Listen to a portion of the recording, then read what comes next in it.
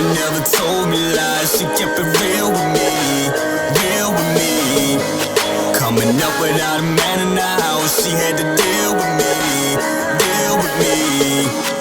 Work hard to keep me fed with my father in the wind. You protected me with structure, and this world is full of sin. Know that you will ride for me all the way down to the end. More than just a good mother, sometimes you're my only friend. Always did the best that you could, and your sister understood. Do what's best for me and my cousins, so we all moved out the hood. Uncle was always around, but my daddy wasn't down. When I threw a temper tantrum, you would drag me to the ground. Through the years that I grew up, you always told me to be tough. When life's throwing you a challenge, stand your ground and don't give up. Always go for number one, don't settle for the runner-up. That's why I stay up on top, leave them haters under us. Always put me in my place when I try to run them up. Through my teenage years, every day we had to fuss. And I'm hanging with my peers, smoking weed and getting bucked. But you always still forgive me when I put you through that stuff. Mama never told me lies, she kept it real with me, real with me. Coming up without a man in the house, she had to deal with me, deal with me.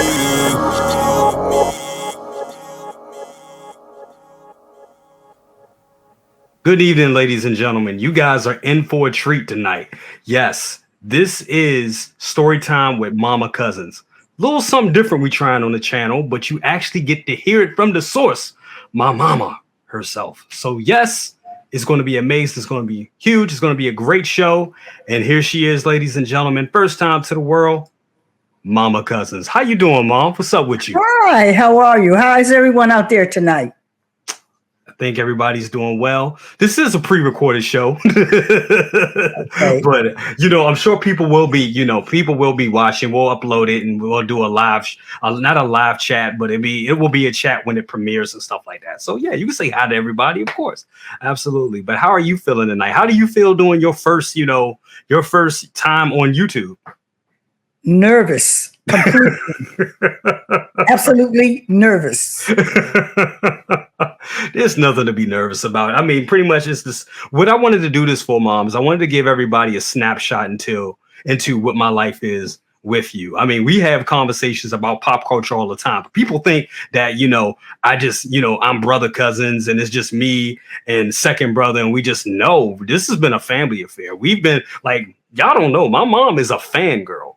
She's taken pictures and been at cons and met, you name it. She's met all tons of celebrities, from Rupert Friend to John Berthal, her boyfriend, to several celebrities, and they've always been into like movies and stuff like that. So you just want to tell you a little bit about yourself and what some of your favorite movies and stuff are.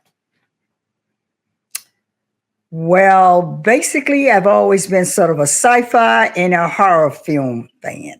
That's right. Yeah, those have been my things I've always loved from a kid, and I even still like those movies. That's right. What are some of your favorite horror movies? The number one, which will be and will always be my favorite, even though it frightened me beyond belief. And that's The Exorcist. And that's what we're going to be talking about tonight, ladies and gentlemen. We meant to do this stream right in time for Halloween, but with schedules and everything, we couldn't do it. I couldn't afford my own mama to be on the stream. So I had to save up my money to get her to do the stream. You know how it is. Mom was like, "Hey, I need that bag before I do it, son." So that's how it was. I'm just kidding.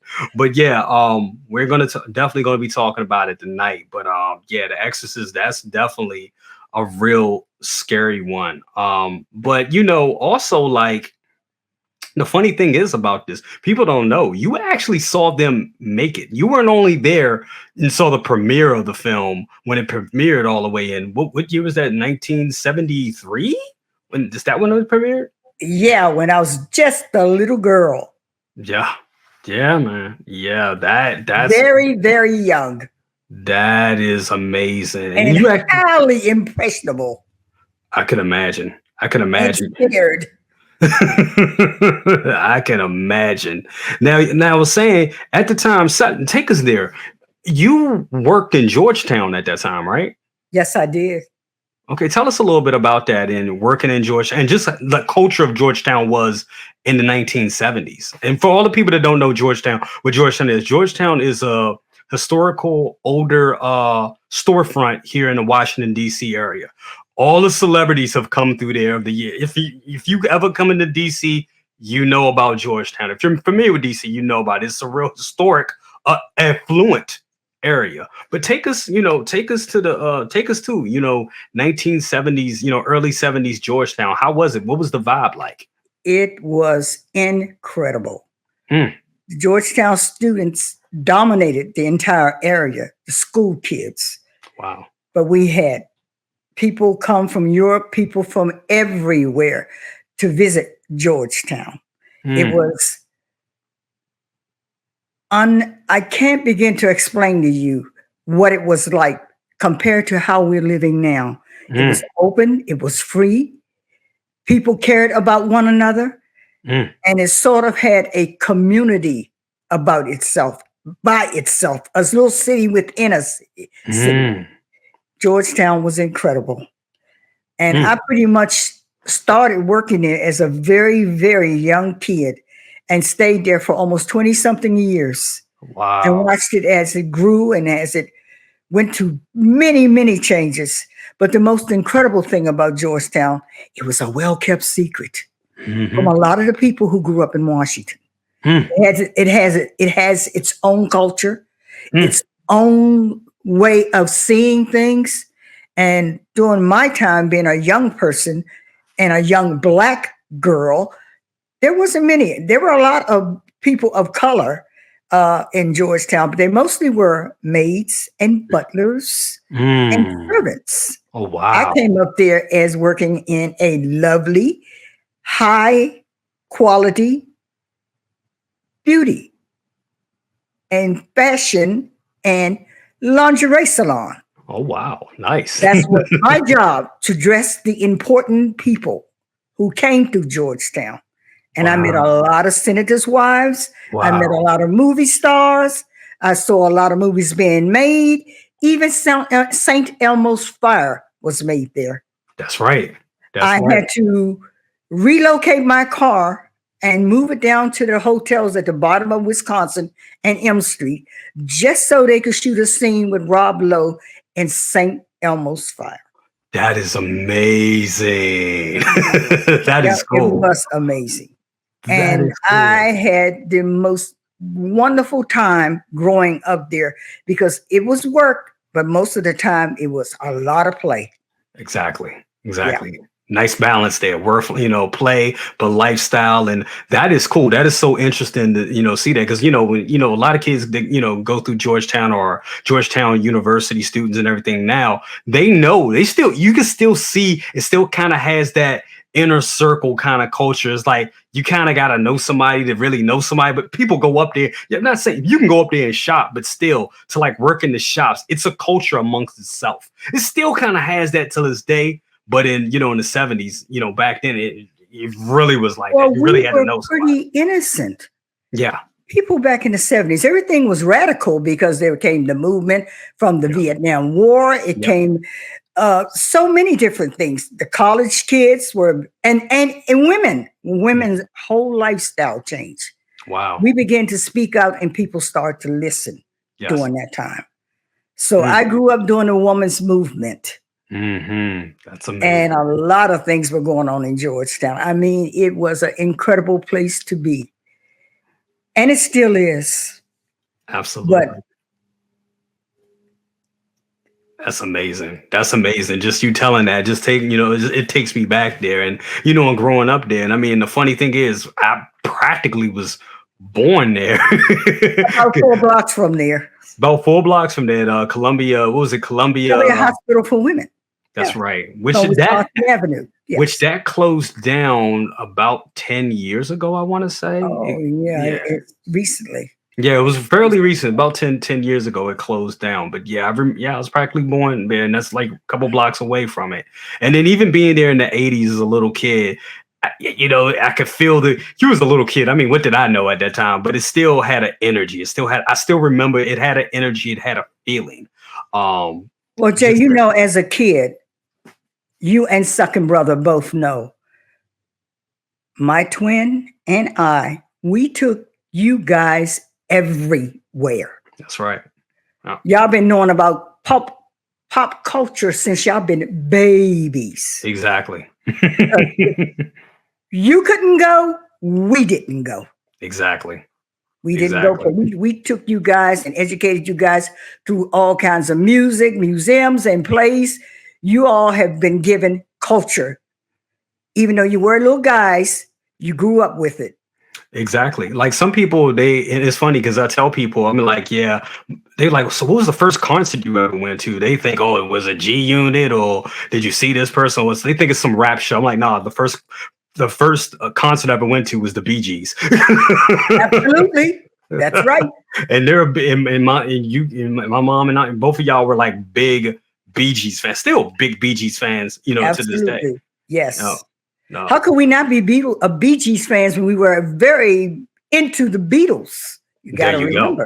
There you go. And we're gonna be talking about that too, because and that's the thing. I wanted to do this stream. I wanted to do this show just to, show the connective tissue of the experiences from yesteryear and how they connect to today. Like, and we'll talk about it. Like, like I showed you the Beatles, what they quote unquote the last Beatles song. And and just seeing, and for you to see that last Beatles song, and you actually saw, the beginning of the Beatles, which we're not going to talk about that. We're going to save that. Yes. We're going to say, because that's a whole nother show. But, I just want to show the connective tissue of, time. Like, times change, but people don't, and it's funny that me and second brother are all into this pop culture stuff. But really, it started with you and your sister. It started with y'all. Being into the Beatles, to being into the Bee Gees, to being into Stephen King, and reading Stephen. That's another show. We talk about Stephen King, and then us in the 80s reading comic books and the correlation between that, and it's, so it starts with you guys, you ladies.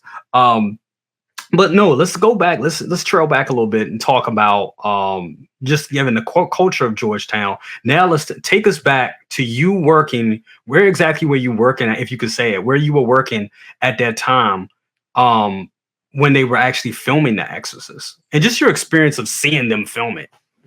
The company I worked for, like I said, it had a lovely boutique on Wisconsin Avenue, and it had one in Roslyn, Virginia.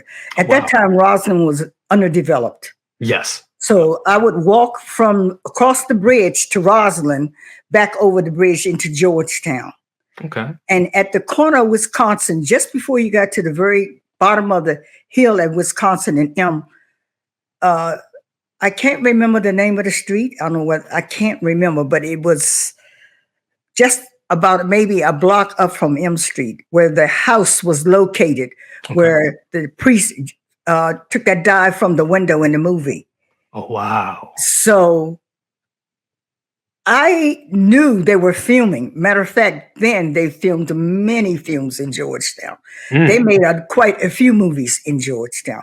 I met Tom Hanks. I have met so many superstars and movie stars in Georgetown. Yes. I did not know you met. I didn't know you met. No, I met Tom Hanks. No, I did not know that. I did not know that. That is awesome. I met so many of them. Back then, it was Sonny and Cher were big. I met them. Wow. Red Fox, I met him. Yep. I mean, so many people. Some movie stars were really old stars where younger people wouldn't recognize who they are. But I recognized them because my mom and dad were movie fans. Gotcha. So I met a lot of the older stars like Burt Lancaster and people like that. And Charlton Heston, people like that. It was just a place that you could walk into anybody who was famous and not even know who they were unless you were into movies or into some kind of pop culture or artists. It was just great. That's awesome. And it's still, well, even when, because a lot of people probably don't know on the stream, but I used to work at a club and follow into my mom's footsteps. I used to work in this club named Blues Alley. Which we'll probably also be talking about that on this stream as well at some point. But I used to work there. I actually worked there up from 2009 up until the pandemic. Pandemic is when everything kind of like changed. I know I'm not supposed to say that on the P word on YouTube, but hey, it is what it is. But yeah, that world health crisis kind of shut everything down, and I haven't worked there since. But I was in Georgetown for a good number of years at that point. I was in there for like 10 years, and I remember I've seen a lot of just walking through the alleys of Georgetown. You'll run into. I remember my first couple of days being at Blues Alley. Ran into Morpheus himself, Lawrence Fishburne. I was like, "What's up, man? What are you doing?" He's like, "Oh, I'm just here for a play." I remember running into, dare I say it, R. Kelly up there. Jennifer Love Hewitt. Jennifer Love. Oh my God. Jennifer Love Hewitt. Yes. I ran into her up there as well. So you would see Candyman himself. Yeah. His name escapes me. How I can't help me out, Mom. What is his name? Gotta play Candyman. Oh my God, why I can't remember it right now. Tony Todd. Yeah, of course, Tony Todd and Venom. You know, he's playing that right now, famous in the Spider-Man 2 video game, which that game is awesome. But yeah, you run into a lot of celebrities there, even up until those days. But going back to the Exorcist, so you're saying pretty much you saw him. I saw him filming it. And the priest, when he took the dive out of the window, how it was staged and how many times he actually did that. He did that quite a few times. Damn. More than once. Wow. And I remember hearing that. I should say. Did that more than once. Right. Because I remember in a documentary, he said he had to numb himself up to keep doing it. Right. He went into, I think they call it something that, like the Asians do. They go into like a Zen mode, like a tantric. I forget what it's called. Yeah, not what it's called, but anyway, he braced himself for that psychologically. Yeah, but he did it a couple of times to get it right. That is amazing. So but at the time, it was scary because they kept announcing it, but not telling you anything that what was going to happen. Right. They just talked about it, and they did a great promo by showing the priest standing in front of that house getting out of the cab. Right. That and he's looking at the house, but you don't know what's going on in that house. It was just an incredible time. It was mostly about mystery and imagination, which we don't have anymore. But when we finally found out, it was phenomenal. How scary it was, because Georgetown in the fall used to be called Foggy Bottom. Right. It gets very dark and very foggy. So that automatically in itself is kind of scary. It's kind of scary. Exactly. Right. I just want to bring this up real quick. Yeah, you know, we just talk about like just being a graphic designer. That right there is just a great piece of graphic art right there. I love movie posters. So seeing this right here, you don't know, seeing this and, you know, them talking about this and you seeing them actually make the movie and then seeing this poster, and y'all really had no idea what was coming. Especially in 1973, you know? No. And I had my first apartment living alone. Oh my gosh. So tell me a little bit about that. Like, so you went to go see it. Yes. You went to go see it. So you're in like your early 20s. Yeah. Your twin sister. With my older sister. Oh, so you and your older sister went to go see it. Yes, because my twin, Monica, was too afraid. She had a small kid at the time. Which and all was, we heard which my was twin sister. Which was second brother. Second brother. Yes. And all we heard was about a child. So she wouldn't go see it. Gotcha. So she was out. So you and your older sister went to go see it. Yes. Wow. And when y'all went to go see it now here it is, guys. Now remember, see, we're all kind of desensitized. You know, you got video games with first person. You got games like Mortal Kombat when you're ripping people's like vertebrae out and all types of crazy. You gotta understand, we were very innocent. That's what I'm saying. We were very innocent. The scariest thing we ever seen was probably something like on late night movie, Frankenstein. Right. That's about it. Old movies like that, that's all we ever saw. So when you never saw anything like that before. So when you seeing this little girl claiming that she's the devil, spitting out pea soup and doing spider walks and saying some of them. I mean, saying things I won't even repeat. As bad as as dirty as my mom knows I have a dirty mouth, but as bad as my mouth is, and I cuss like a sailor, but I won't repeat lines of that movie just because it's just like wow, especially the whole crucifix scene and what she was doing with it's just like out there. So let me know. So how did you and your sister feel about that, especially coming from kind of like a religious home? How did you guys feel about that, seeing all that? Well, frankly speaking, my apartment was on K Street, not too far from Georgetown. Right. And that was the first time I'd ever been away from home and living alone and being a female and having my own place downtown. Right. How did I feel? I was terrified. My sister begged me to come home with her that night because she knew she was upset. The people were upset. People were hysterical after they saw that movie. Yeah. Because you got to remember, which you all cannot understand, is how peaceful it was.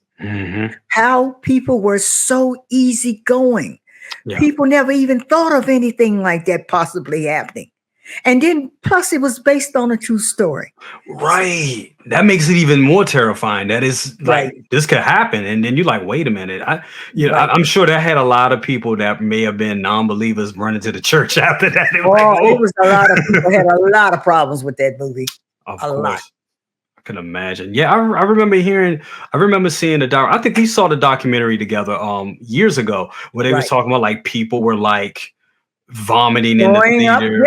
Yeah, they were just passing out. Some people couldn't handle it. They just could not handle it. No, they couldn't. Wow. So how did you and your sister handle it? Like, I mean, I know y'all was scared, but then y'all had to be like, oh my God, what was that? When she went to her, you got to remember, my sister was, 13 years older than I was. Oh, wow. Yeah, she's a full grown-up woman. I was just a young woman playing at being a woman. Right. I was young, very young. But you were staying by yourself. You were staying in. I lived alone. Yeah. Wow. She asked me to come home with her, but I was too proud to let anybody know that I was actually that afraid. But when I got home, that was the worst night of my life. I cut every light on in my little apartment. I hid under my bed practically. I was totally terrified. And even today, being an older woman and being a grown-up, I'm still trying to figure out, where did I get that nerve? I'm trying to figure out where that came from. Look, let me tell you something. You heard of us, the video game. I know if you haven't played the video game, you've seen the movies. Resident Evil, right? You remember those games, right? Oh, I've seen some of the movies. Yeah. Yeah. So when the first Resident Evil game came out, me, second brother, and his now his wife Fleur, we can say her name. We were playing that game in the back room, and I remember second brother was like, "Hey, Jay, you want to go cut off the light in the living room?" I was like, "No, I'm not going."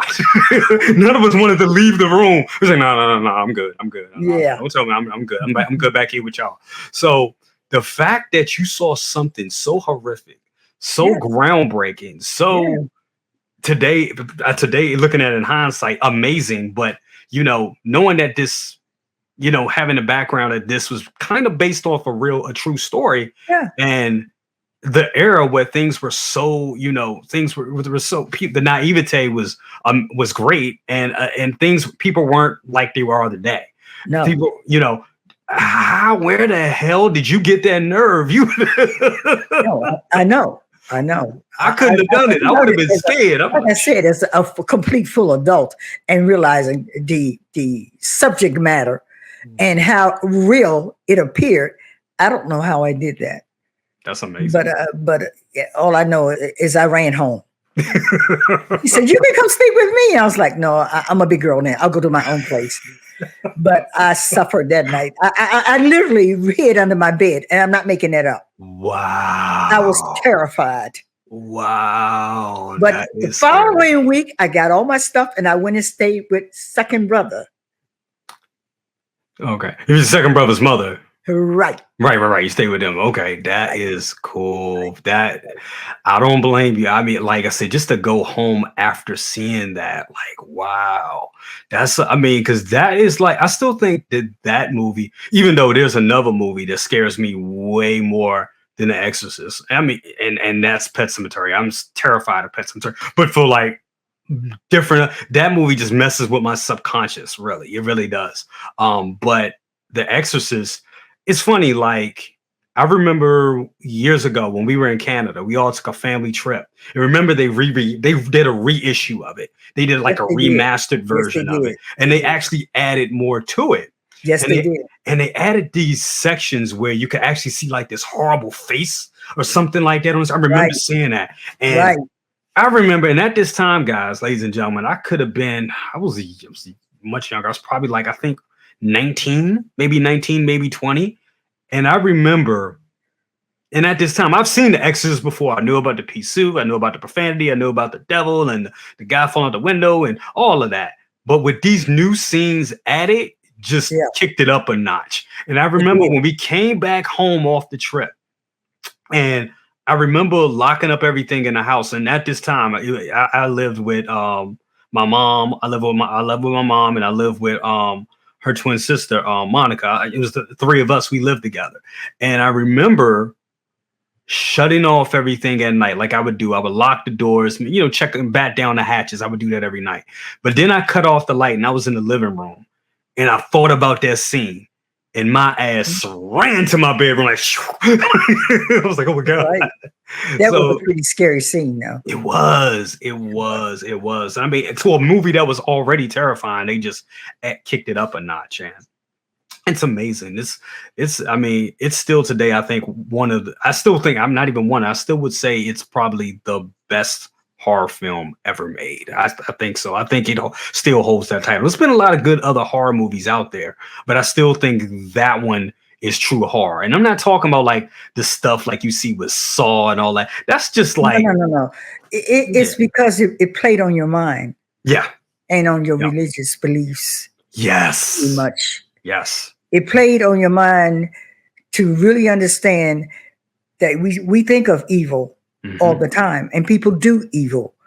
But to see a child possessed by evil was the thing that was so frightening. Yes. Yep. Which they say children are good subjects because they're pure. Yes. Open vessels. They're open vessels. Right.